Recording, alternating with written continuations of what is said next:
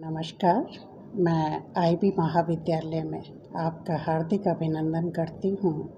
और जहाँ तक एडमिशन की बात है, तो जब से +2 के बच्चों का परिणाम घोषित हुआ है, तब से ही हमने अपने महाविद्यालय में हेल्प डेस्क का संचालन किया हुआ है। बच्चे आते हैं, टीचर्स से वार्तालाप करते हैं, विचार विमर्श करते हैं और टीचर्स उनका सुचारू रूप से मार्गदर्शन कर रही हैं कि उनको अपनी रुचि के अनुरूप किस कोर्स का चुनाव करना चाहिए। पेरेंट्स भी साथ आते हैं, पेरेंट्स फैकल्टी की विज़िट करते हैं।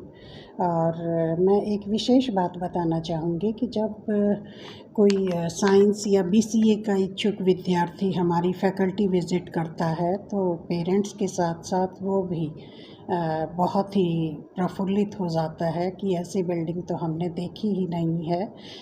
क्योंकि पूरे हरियाणा में हमारे जो विज्ञान संघ का एक भवन है या उसकी जो हाईटेक लैब हैं, ऐसी और किसी कॉलेज में नहीं है। यूनिवर्सिटी लेवल पे हो सकती हैं, पर किसी भी महाविद्यालय में इतनी हाईटेक लैब उपलब्ध नहीं है। सभी संसाधनों से युक्त हैं और बच्चे एक्साइटेड भी होते हैं, बच्चे रजिस्ट्रेशन भी करवा रहे हैं।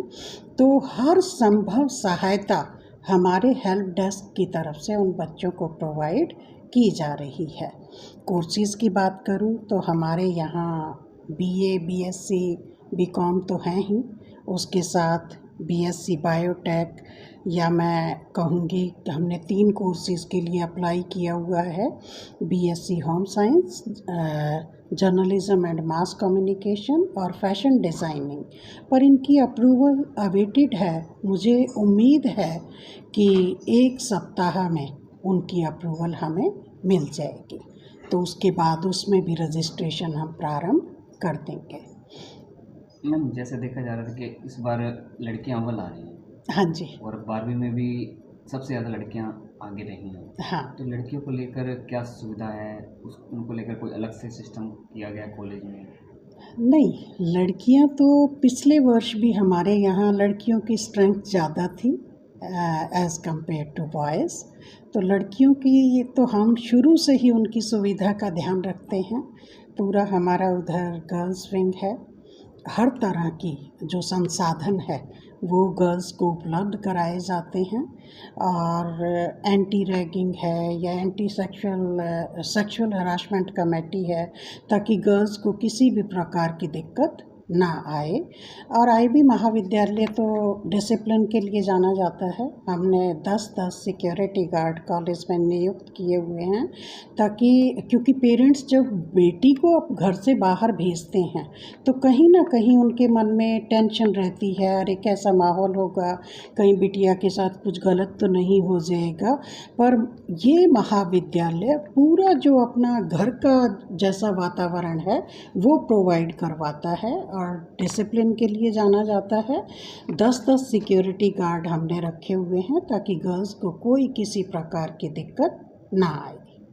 मैम, कई बार बच्चे आते हैं जिनको पढ़ना चाहते हैं वो, लेकिन कोई साधन ना मिलने के कारण, जैसे गांव से काफ़ी दूर से आते हैं, साधन ना मिलने के कारण उनको परेशानियां सामना करना पड़ता है। क्या प्रशासन से भी कोई कहेंगे कि बच्चों के लिए कुछ गाड़ी या कोई कॉलेज तरफ से उनके लिए कोई सुविधा?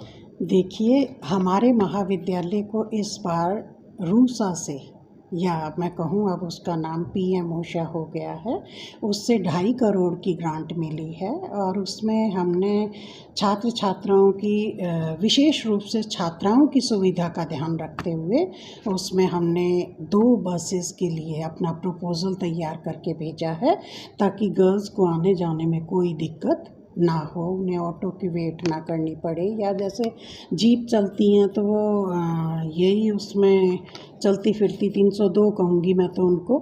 तो जो बच्चियां हैं वो सेफली अपने घर से आ सकें, जा सकें, तो इसके लिए हम बस का प्रावधान करने जा रहे हैं।